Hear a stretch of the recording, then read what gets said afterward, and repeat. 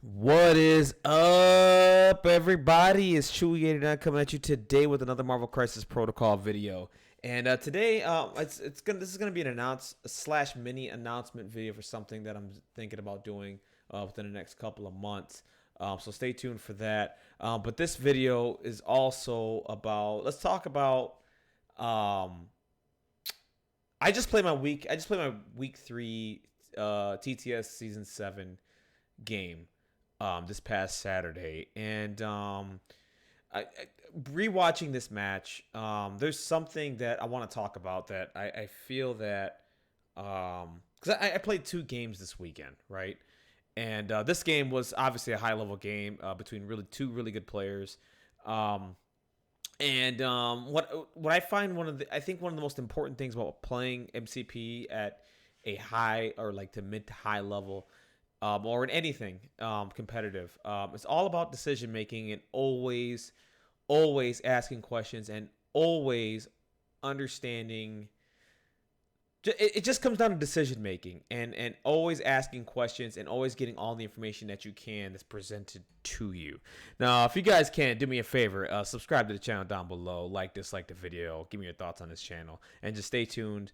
I do have a mini announcement that I'm going to be working on for Marvel Crisis Protocol, so just stay tuned for that. But first, let's get into this here. I think one of the most important things in this game is always understanding what all your options are and what's presented to you on the table. Okay? And processing all that information and then making the proper decision. Let's get to this part of the match here. I did lose this match. By the way, Lucas Sheik, he played really well. Really good Avengers team, and he made better decisions than I did. Which got him the victory. I was close to winning this match if I would have just understood what was in front of me and made better decisions. Okay, so let's get into this here. So I'm playing the Brotherhood, no secret. In TTS, right now we're playing Demons Downtown. I did win priority, he was able to choose points, and he chose 17. For my 17 threat roster, I chose Magneto, Juggernaut, Rogue, Toad. Okay. And the reason why I like the 17-point list. If I were to make one change, it would be Rogue. I'd probably go Dr. Voodoo. I think Dr. Voodoo would have helped me out a lot more in this matchup, especially with taking away secures. I'm not secures. I'm sorry, taking away just objective points in general, taking away extracts, and then not allowing someone to score points. I think Dr. Voodoo would have helped out a lot more. I think Rogue becomes too dicey, especially in this matchup. You need her to spike really well, and in this match, she really didn't. So that'd probably be the one change that I would make to the 17-point roster. I like everything else here. Juggernaut's amazing. He's tanky. Toad's amazing. He's a great 2 threat. He can go grab extracts pretty safely and then just get away and then just hold on to them. And, that's it, honestly. So let's get to this point in the match here, and let's talk about something here. So the other thing is, too, so my tactics cards, the other mistake I made here, I probably should have taken field dressing over brace for impact. It's because what ends up happening later in this matchup is that Rogue ends up getting dazed and losing the objective, and I was unable to bring her back because she didn't activate yet. If I would have held on to field dressing, I had the power to bring her back, and she could have activated, and I wouldn't have lost the activation that turn. She could probably went to town on a lot of people. So that's one thing. I like the rest of my tactics cards here. I think I should have just went with it was either take brace and get rid of Indomitable and play field dressing, which whatever. But I do like Indomitable more than brace because of the fact that you can displace Magneto with throws. If I could stop it for one turn, it's helpful. So that's number one. That's one of the, something that I can do better. So yeah, let's get to this point in the match here. So I had priority. I almost forgot when I was setting up my models. I set them up as if I was going second. The past 2 matches, I did not win priority. I went second both times, and I was just so used to that. So my placement wasn't the greatest, but it wasn't terrible, right? So I didn't put Toad in the middle to grab the middle extract. I put him outside to grab the outside one. And because I kept thinking he was going first. And when I set everything up, I was like, oh, I can't go first. And I ended up passing, which in hindsight, I shouldn't have passed. What I should have done was, you notice Juggernaut's right here. What I should have ended up doing here was move, break the construct, get the power, grab the middle extract, and then move back a little bit. Or just stay there. Because I had a size 4 terrain there with cover. So I would have been okay. That's what I should have done. I didn't do that. I passed. He grabbed the middle extract with Luke Cage here. And I grabbed the side one. And what ends up happening here is I move up with Juggernaut next.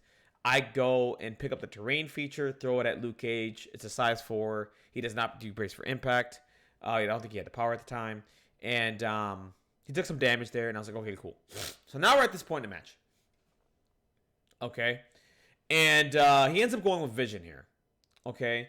And what's important here is that he doesn't do much here with Vision. I think he just goes up, attacks, throws a terrain feature, and then gives himself 2 power.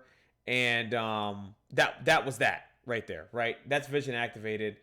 And earlier on in the match, you notice Vision. Now pay attention here. TTS does a really good job of showing the Vision, okay? Vision was in his phase state, which means that he does not take collision damage, okay? And now why that's huge is that, well, Magneto can throw a whole bunch of terrain and, if I end up throwing something at him, he's not going to take any damage. It's pointless to throw things at Vision at this point in the game, okay? So what ends up happening here is, we got some damage onto Juggernaut. I end up getting my power for Rogue to do a charge. And I did a sap and I did some damage onto Luke Cage. I bring him down a little bit more. Rogue has power, and I did the sap. And what's really cool about this is that now I have 2 models that I can Asteroid M off of to really do some hurt to a lot of models here. And to just play my game. So once that's done, he goes with Steve, does the bodyguard, picks up an extract, does that, has no power. Now look at the board state at this point in time. He's going to end his activation here, okay? I think he does a shield throw. We'll find out here. I don't remember how this went, to be honest with you. Because I think he just ended up activating Steve here and he was done. Because he was outside of 4 of... No, he doesn't. He does end up doing a shield throw. Okay. So he ends up getting 1 power. Okay. I end up blocking the attack because it's Juggernaut. I didn't have to spend 1 for the Inured. He got the Ricochet, and I think went right into Rogue next. And does a decent amount of damage. So crit wild. I end up blocking 1 because I'm -1. So it gets like 2 damage in here, and I gain 2 power. And again, like I said, I'm not really stressing this a lot because of the fact I have 2 targets now I can Asteroid M off of. It just makes it easier for me, okay? So I'm trying to remember what he did here with the 2 power. Oh, so he ends up with 2 power here and then ends up med packing Luke Cage, okay? Now, why that's good for me is that Captain America no longer has power. So he cannot bodyguard if he does the med pack here. And you're going to find out here in a second. So he med packs Luke Cage, heals him for 3. And I just want to show you the board state before I start my play, okay? So let me see if I can get a nice little... Okay, so now let's pay attention here. Let's pause it. So I do my Asteroid M. Now, look at the board state here. Luke Cage was healed with Medpack, and that's really good for me. That way this isn't played late in the game. 1 power. Vision, no damage, 2 power. Captain America, no damage, no power. So I Asteroid in with Magneto here, and I'm like, okay, I'm going to go ahead and take this objective off of Luke Cage. Let's stays him. Let's go up on points here, okay? That gives me the 3rd cube, okay, which is really huge here, okay? So I end up, at this point, completely... Now, notice, what TTS does really well here, if you notice, Vision is invisible. Vision is in enhanced state, and Lucas did mention that earlier in the game. So I Asteroid M in. I'm seeing blood. I'm like, let's go. Let's start killing people left and right. Let's do this. Okay. So I believe I do end up doing 2 attacks into Luke Cage here. So I do the first one.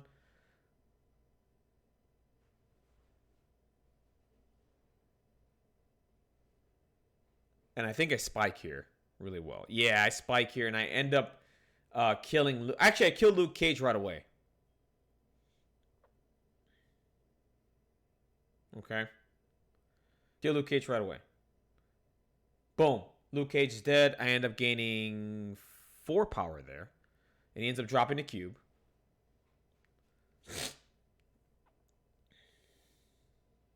Okay.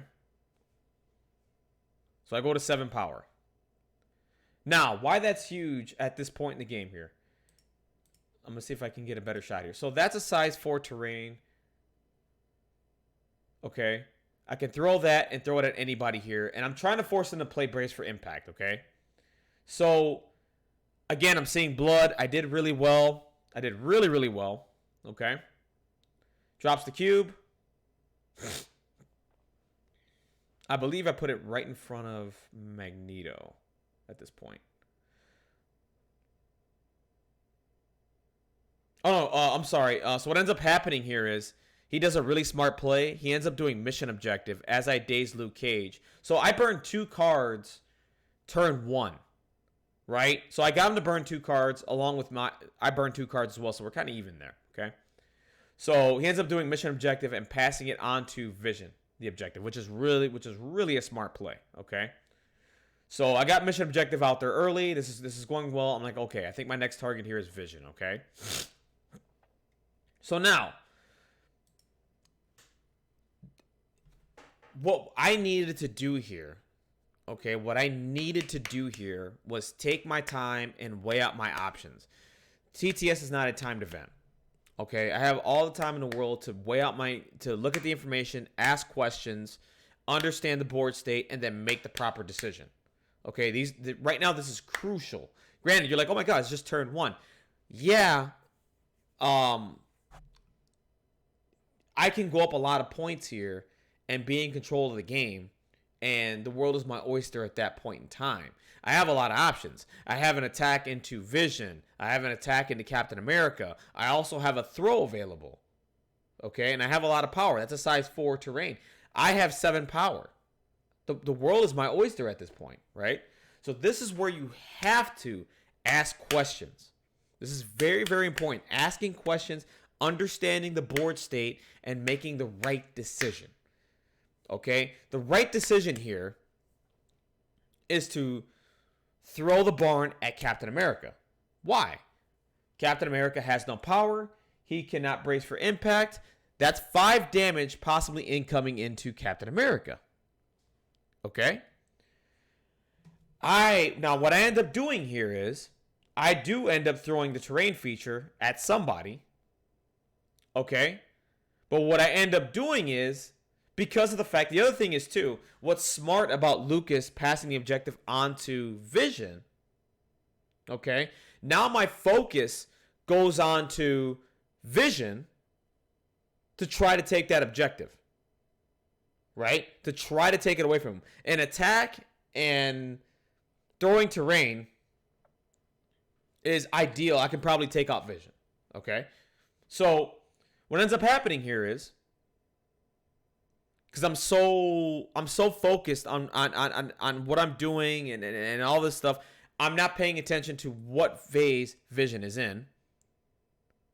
So what I end up doing here is I end up spending the 4 power first and chucking the terrain feature at Vision.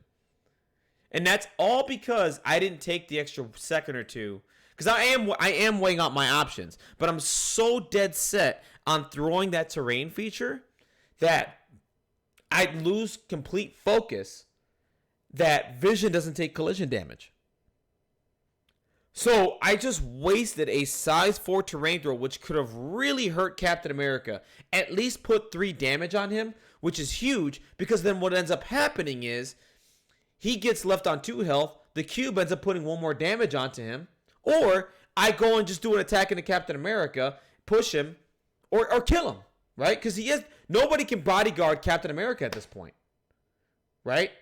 And in my humblest opinion, this is probably where I end up losing the game. Seriously, turn 1.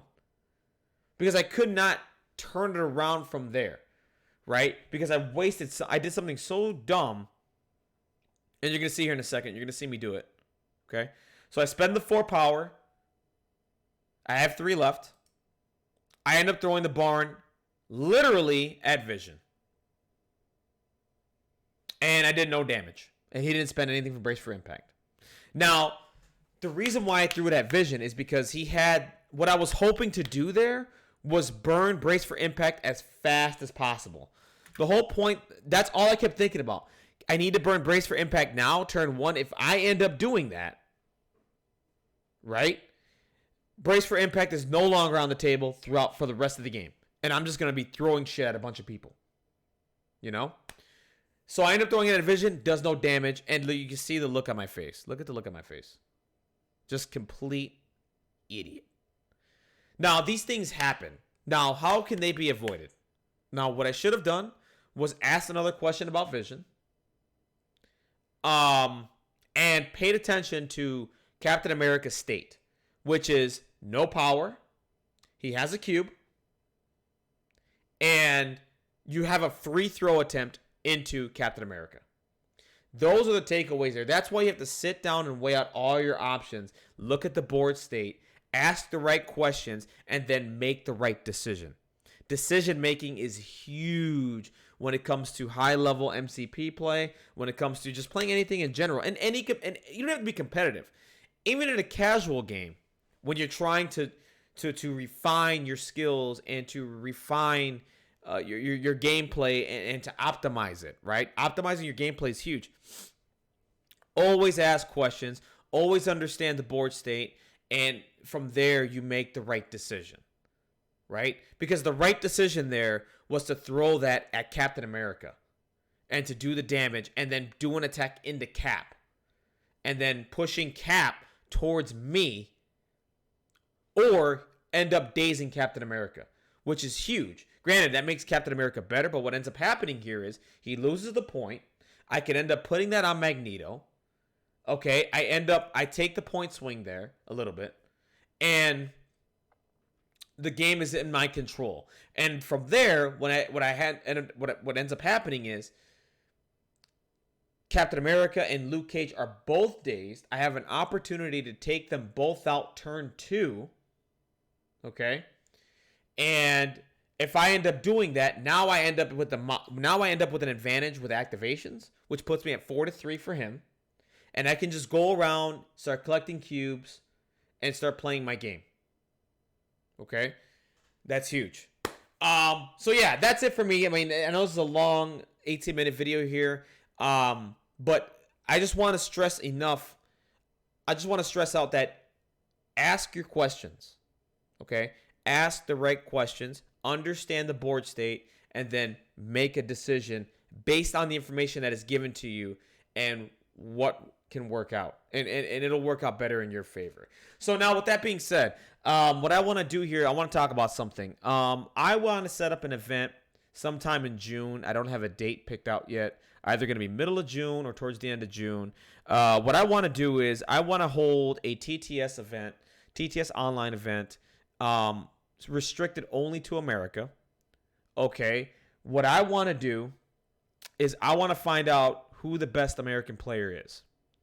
Okay. And now the idea for this event is to make it big enough so it can become an LVO qualifier. What I also wanted to do is I want to get it streamed as well. I want to get as many matches out there as possible. And basically what I want this to be is like a once a year, I want to find out who the best player in America is. So right now, those are my thoughts on an event like that. More information will come within the next couple of weeks. I'm going to try to work some things out. One is I want to make this an LVO qualifier. Two, see what I can do for prizes. Okay. For first, second, and third. And I do want this to be a multi-day event. I want it to be either Saturday, Sunday, or Friday, Saturday, Sunday, something like that. And I will be sending out invitations to, some of the top players if they're available. Once I get a date picked out, once I get everything set up in Longshanks, because I will be using Longshanks to run this event. And from there, Just figure out the prizes and all that stuff. But I want to find out who the best MCP player is in America. Okay, and it will be streamed. I'll be handling the streaming. At least for me, what I'll end up doing is I'll probably end up asking, some of the players out there or whatever, if they can handle their streaming or just get commentators out there. I want to get as many eyes out there on these games as possible.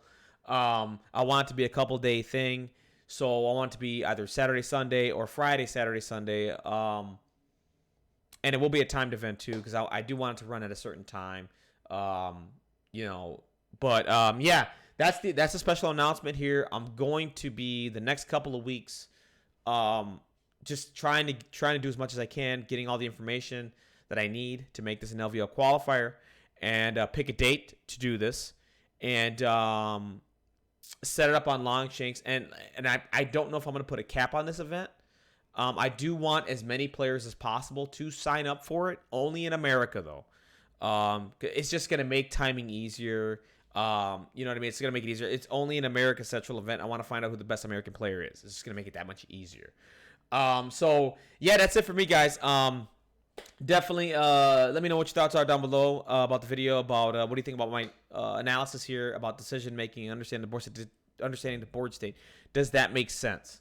And also, what do you think about the event I want to hold sometime in June? Basically, I just want it to be a nice big American TTS event. I want to find out who the best player in America is. And if you're interested in this event, DM me. You know where my Discord is. Talk to me. If you want in on this event, let me know. And I'll get you signed up, whatever. The date and everything will come out in the next couple of weeks. Yeah, that's it. All right, guys, have a wonderful, blessed day. Take care. I'll see you guys on the next video. Take care. Bye-bye.